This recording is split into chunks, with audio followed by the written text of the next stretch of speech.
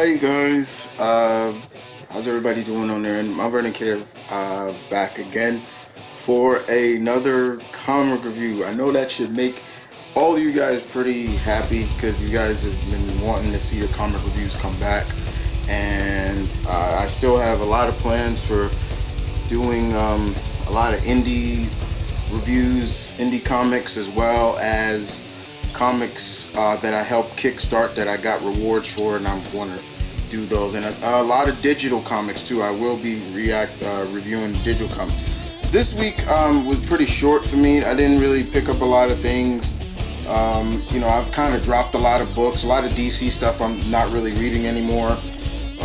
Mostly my stuff contains Marvel or independent, but even this week there wasn't a lot of indie stuff that I could get my hands on, so we'll just have to see.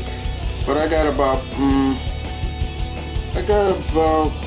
7 books to cover for you. One's kind of a back issue because I didn't get to read it when I wanted to, but there is one DC and the rest are Marvel. So I hope you guys enjoy this. Don't say I don't hear what you guys don't tell me, guys. I hear your comments. So we're gonna start off with DC, the one DC book. I finally have gotten, once the whole concept of this character had reverted back to the character that I love, I was like, okay, let me jump back on. And that's Nightwing. Nightwing number 76. Dan Jurgens does the writing in this. This variant cover was badass. I was like, okay, I like this variant cover, so I'm gonna get it. This was straightforward. This comic was straightforward. Let's go right into it. So, ever since KGB shot Dick loses his memory. He becomes Rick Grayson and all that other nonsense. I was like, okay, I'm done. I can't deal with this. When he comes back to being who he is, I'll jump back on, and he did. But in the process of that, the things that Rick, when he was Rick, had accomplished, now it's integrating into Dick Grayson's world. So in this book, it picks off right off where 75 left off, where pretty much KGB has B, Dick and Rick's new girlfriend, and KGB is ready to plug her because he can sense that Dick has feelings or is concerned about her. And I love the fact that B is no damsel in distress. She takes matters into her own hands, and she fights back KGB's, and then that's when Dick gets into action. And I love the interaction between Dick and KGB's, where he's basically ransacking KG, like, you can't even fight me face to face. You had to shoot me from far away. Now that I'm up on you, what you got? That was basically the whole concept, and you get to see Dick being who he is, but also fighting for someone he cares about and that he loves. You see him say it through this entire issue. I love her, I love her, and things like that. And you don't get to hear that too much with Dick. There's a few women in Dick's life that he has fell for and loved, and you could Corey, Starfire, Barbara, and now B is another one. Unfortunately, Dick whips KG's ass. Let's call it what it is. He beats his ass. He beats him up, and then after that, he doesn't kill him. He's like, yeah, I'm gonna save you. And then of course he interacts with his girlfriend. However, it's the old adage of basically what the concept of of being a costume hero is. Protecting the one you love, because KGB's basically said, I'm gonna come back after you. You're gonna die. I'm gonna get you. And so he has to really now understand that he has to really take that concept and like, you know what? Okay, I don't want to do it, but I got to. So he basically tells her, look, I do remember you, but I don't remember you. I don't remember all the love that we shared. So can we just be friends? Yeah, you know where that's gonna go, right? Yeah. And Bree is furious with that, and she's like, don't ever talk to me again. And it's sad because it keeps reverting back to a flashback with Batman and him talking about, you know, this life and maybe having, you know, a happiness, and you know, Bruce is like, yeah, it ain't gonna work, you know, you can't do this and be happy at the same time. But Nightwing is Dick Grayson always he's always tried to be the balance of being like Bruce and being more like himself. And you really feel for Dick in this. At the end of this issue, you know, you really feel that he cries and everything, but he knows in his heart that he did the right thing. All right, so we move on. Everything else is Marvel. Move on to Amazing Spider-Man number 854. I'm going by the original number, not the relaunch number 53. This is continuing The Last Remains. Guys been asking me, like, what do I think of the Kinder and everything like that. I'm finally, at the time I wasn't caught up. The concept now that I knew that the Kinder was going to be somebody close to Peter. I knew it. I knew it was going to be Kindred. It was going to be somebody close to him, and we get to know who it is, because in the last issue we saw Peter basically give up his life to save the rest of his spider friends. Get it? Spider friends. You see what I did right there? And the Kinder actually breaks his neck, apparently killing Peter, and I'm like, ain't no fucking way. I'm like, no fucking way they doing that. But I also gotta give props because it is so good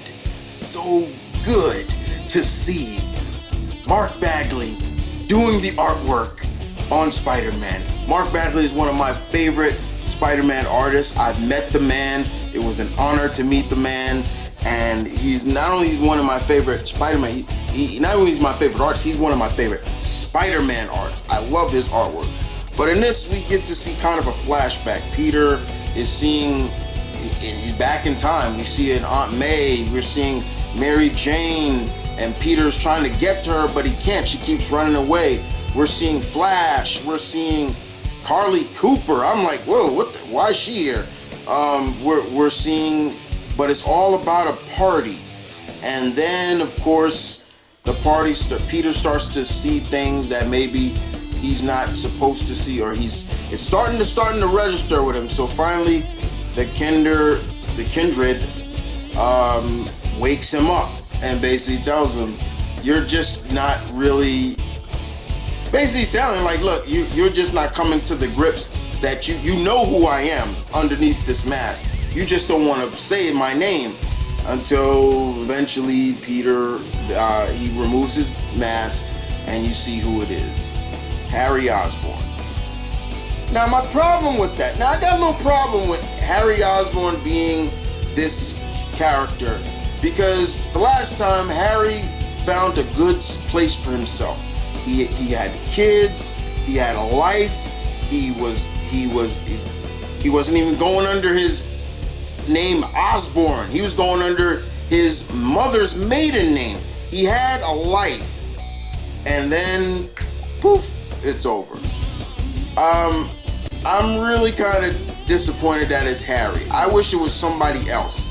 Like it was somebody else, maybe, I don't know, I just didn't think it was gonna be Harry. I was like, really? But I remember when I met Mr. Nick Spencer, I told him, yo, just have fun with the title, and I guess that's it. You know, it is what it is.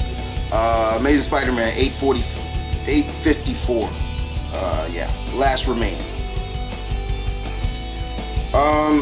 The next two books we're gonna do is the Champions This is the issue number. I'll go with the issue number 38, issue number 39. This is the outlawed storyline that's been going on, and this is good stuff. This is real good stuff. You know, yes, the outlaw storyline. It feels like the Civil War, just with the team, the young heroes of the Marvel Universe, and that's kind of what it is. You know, an incident happened, somebody got injured, Kamala got injured, and she becomes the poster child for this new law called Kamala's Law, and a new government agency called Cradle. And all the heroes, the champions, are like, yo, so what are we gonna do? Like, what are we gonna do? We continue. Kamala's telling everybody, look, we're gonna do this. There's starting to see like some dissension in the ranks of the champions. Members are like, should we sign up? Because if we sign up, we get the whole concept now, if they sign up and get a mentor, they can still do their superhero work outside of that. But a lot of them are like, you know, all the good heroes, all the good mentors are taken. You know, it's like they really pull the plank on that.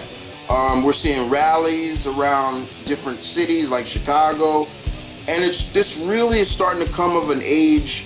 This story seems to really be taking a lot of things that are happening currently in our society right now, and just in general of being a teenager also plays a big factor. But we find out that maybe there's a traitor in the ranks of the champions, because it's saying that Vision is dead, but unfortunately at the end of this issue number 1, she's very much alive. Issue number 2 picks up, and we see what's going on with Riri Williams, and she's kind of just sitting around being lazy. Her mom saying, look, you were smart and all this before you became a superhero.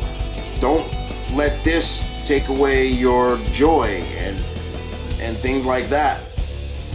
But the team are being found by Cradle, led by Vance Astrick, aka Justice, aka Marvel Boy from New Warriors. And yeah, it's getting crazy. We also get to see where they take the teens when they capture them, and if they act a fool, then something bad happens to them. I'm not going to spoil everything, but this has been really good. I'm really enjoying this.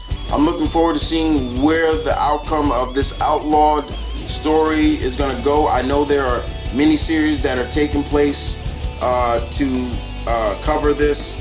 I think there's a few miniseries that I'm going to get, but outside of that, I'm going to definitely stick with the champions and everything like that, because I'm hoping that this law ends. You know, what happened, but you can't change the past. But you can't just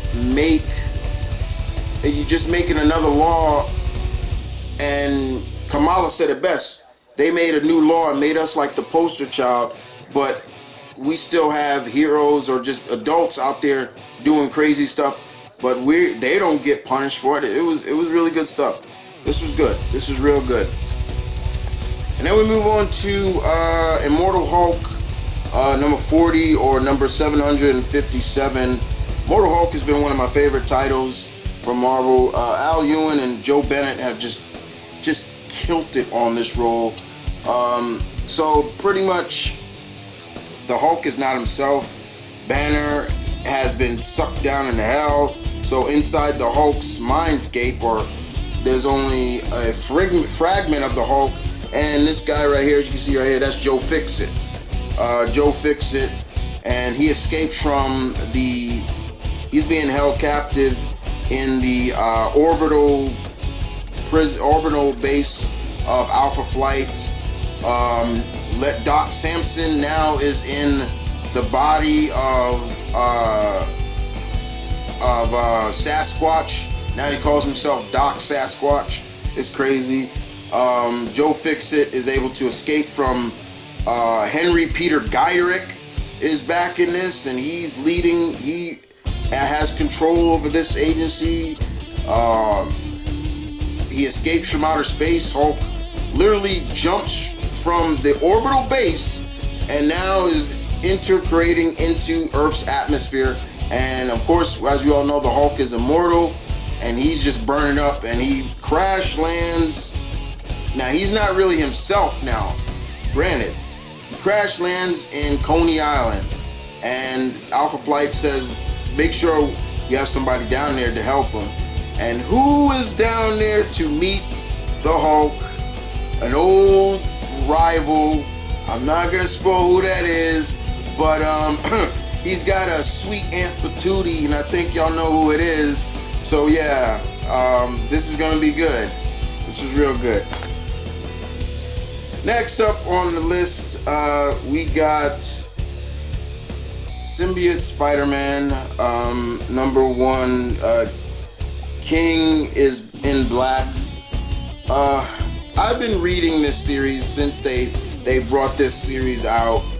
And the only reason why I have been reading it, guys, is because of one man. Peter fucking David. The master of cliffhangers, the man himself. I can give 2 lits about the artist, because I don't like the artist.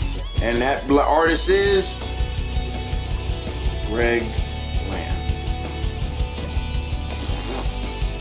Yeah, I'm not a big fan of Land.